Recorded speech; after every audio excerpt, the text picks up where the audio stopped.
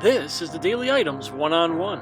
Our guest today is Mae-Ling Kranz, the Director of Transitions FPA, interviewed by Marcia Moore. Hi, I'm Marcia Moore with the Daily Item, speaking with Mae-Ling Kranz, CEO of Transitions of PA. Hi, How are you? I'm great, thank you.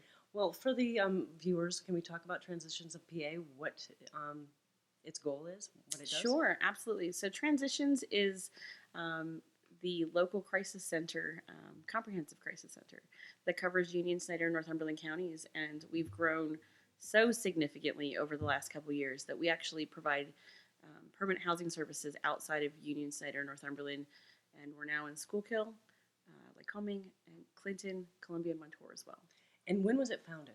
How long has it been? We're on our 46th year, so in 1973, I think they were incorporated. So you say it expanded to those other counties just recently. What precipitated that So expansion? we, over the last, I think this has probably been a conversation for any victim service provider for a long time.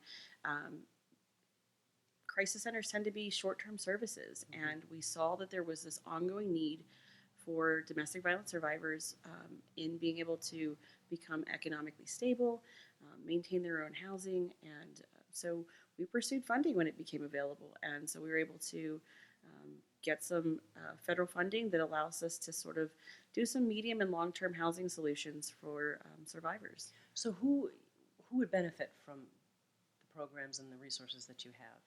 Anybody who has experienced violence or abuse. We can provide services to those survivors. Anybody who's actively experiencing victimization. We can provide some supportive services to significant others, so family members who are also being affected. But we really cover just about every kind of type of victimization you can think of. But primarily we're known for serving individuals who've experienced domestic violence, sexual assault, and human trafficking. And so a lot of what you do is offer short-term housing, I would assume. We have we have a lot of services. Yeah. We consider ourselves pretty holistic. Okay. We have a 24-hour crisis hotline that's available every day of the year. Can you give us the hotline number and the website where people can find you? Absolutely, yeah. So our 24-hour, 7-day-a-week available crisis line is 1-800-850-7948. And if they want to check us out on our website, it's www.transitionsofpa.org. We also have our emergency safe houses. We actually have 2 of those, one here in Union County and one in Northumberland County. And from there, we have counseling services, therapy, legal advocacy services. We have a custody exchange and visitation center now, which is newer to our programs. We also have a civil legal representation law office. And then, as I just mentioned, we added our housing program. So we have a pretty extensive housing program at this point beyond just short-term emergency shelter. So what's the typical time that you're involved with a victim or survivor and their families? It really just depends on their individual need. We have individuals who just call and want to have someone to support them over the phone, have a conversation, and that may be the last time we hear from them. And then we have individuals who really do reach out and seek longer services. They might start with a phone call into our hotline. They may be fleeing domestic violence and want to come into our emergency shelter. And from there, we work with them to figure out a safety plan. And what kind of goals do they have for themselves outside of a cycle of abuse? And so they have the opportunity to take a look at what are the options. Do they need counseling? Are they, someone who's seeking therapy? Do they have shared children and need to figure out how to handle custody situations?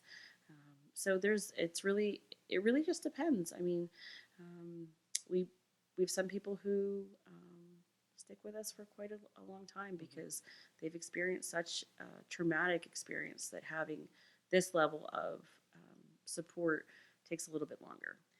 During the pandemic, you had to deal, it must have been very difficult being able to service some of these people. What are some of the challenges that Transitions of PA faced? It definitely was a challenge. We are so hands-on, so site-based, wanting to be able to provide the most supportive, comprehensive services as possible. And obviously with the pandemic, lots of things shut down. We went pretty fully remote for the greater part of a year. We were back and forth as numbers went up and went down, but we were thankfully not in a situation that we had to cut any of our services. We got creative. We got pushed into a lot of technology that we were talking about pre-pandemic, but then had to make the leap and make it happen. So we've been able to offer virtual counseling now, virtual groups, being able to even do something as, which seems kind of complex, but an apartment viewing with a landlord via FaceTime. So just really thinking of creative ways to make it all work and still make sure that anybody who was seeking our services had access to us. Did you see the calls rise during the pandemic? Initially, we didn't. We had an idea that it might happen. There was a lot of talk across the state and across the nation about what's happening where the pandemic has created this environment for isolation. Right. And part of an abusive cycle is control and isolation. And so for a while, numbers were pretty stable and pretty normal for us. And then as things started to open up, we really saw an increase. We saw a jump in our hotlines, our crisis calls, about 25%. We saw an increase in our requests for counseling and therapy, also about 25-30%. Housing kind of slowed down because there was an eviction moratorium, and so people weren't being evicted or having to move as quickly, and also there weren't as many available units. But so it ebbed and flowed, but we definitely didn't see a slowdown, and we continue to see a pretty consistent rise now that things are starting to open up again. You're seeing more calls again. Yeah, they're on the rise. Absolutely. Okay. Well, we're going to take a break right now.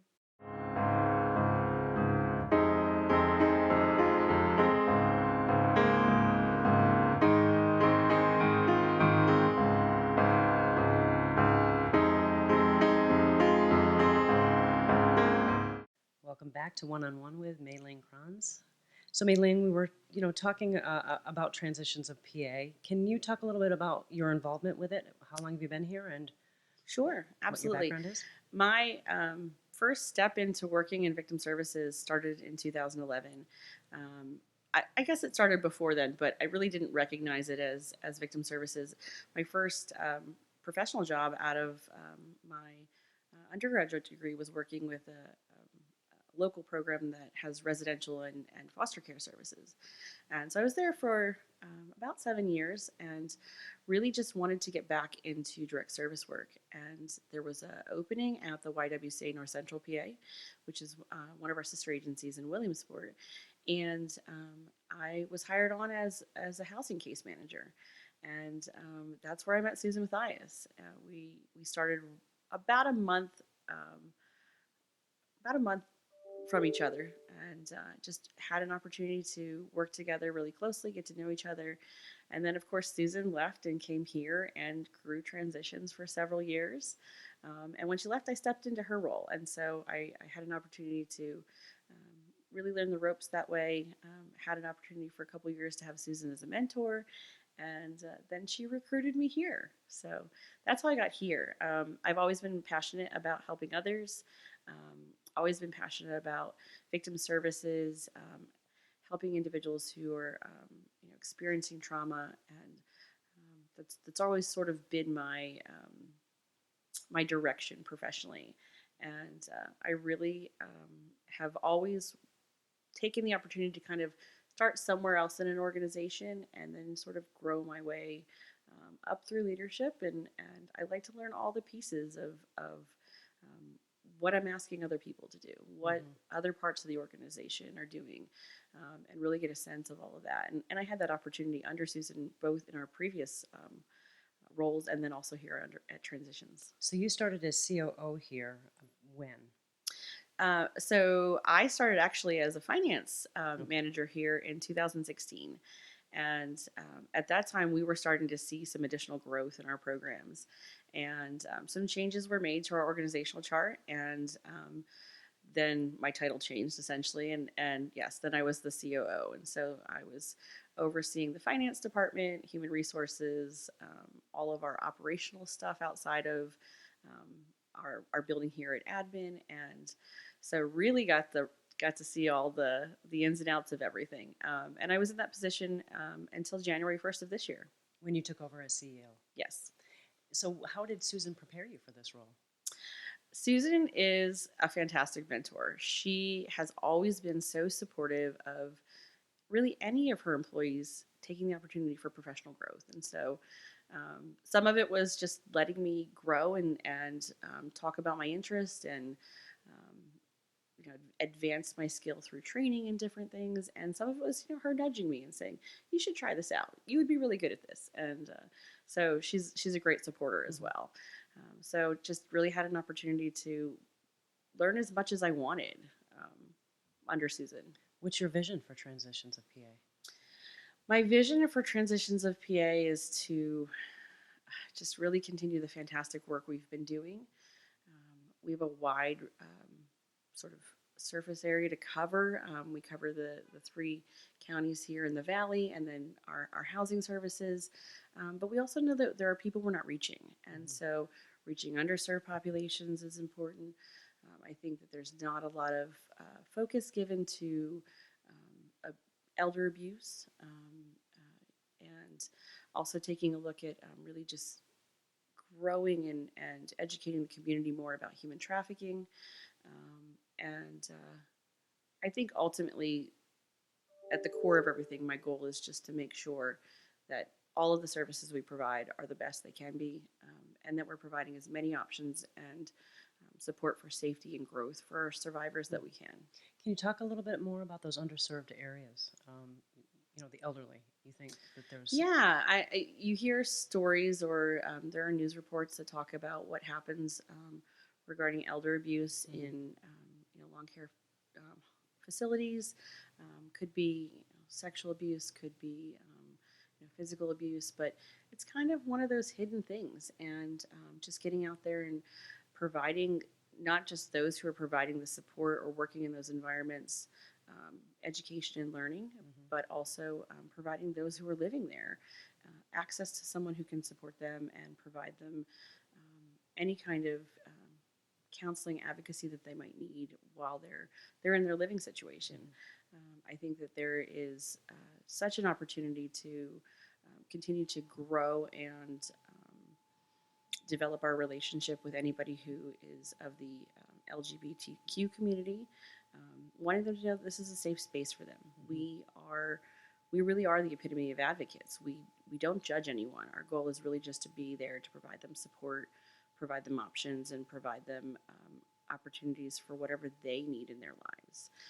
I think beyond that, we do have a growing Spanish-speaking community. We have a large community of individuals who are Amish or Mennonite who don't necessarily reach out for our services. How do you get them? How do we get them? I think it really starts with outreach. Reaching out and just letting them know we're here. Building relationships where you're building a rapport with just different sectors in your community, and helping them understand that when there's a need, they can trust us, and that we're accessible at any point that they need us. So I think there really is. There's a lot of opportunity to grow in a lot of ways. You just concluded, I believe, the annual auction. Yes. Can you talk about that and how well that went? Sure. Every year, Transitions has an annual auction. Last year with COVID, we had to cancel because we always typically do it in person, and we just weren't prepared to move into a virtual auction last year. With things still sort of being uncertain and planning taking a long time, we decided that we would go virtual this year, and we just concluded our auction at the end of May. It ended up being what would be considered a public auction. There was no charge for tickets. Anybody across the country could have bid on things if they wanted to, and it was fantastic. We had so much support from the community. We had sort of set a goal of 80 silent auction packages. We had 130. We had set, sort of just the desire to reach more people that way. And we did. We had a ton of new individuals who were attending. We had a ton of new donors. And again, it was fantastic for just having to shift to a situation that was virtual. Do you know how much was raised at this point? I don't have I don't have net numbers, but gross, we're over 75,000. And this is your main fundraiser. It is. This is our main fundraiser. This is the big one, and then we also have an annual appeal we do every year. Well, thank you for your time. Thank you.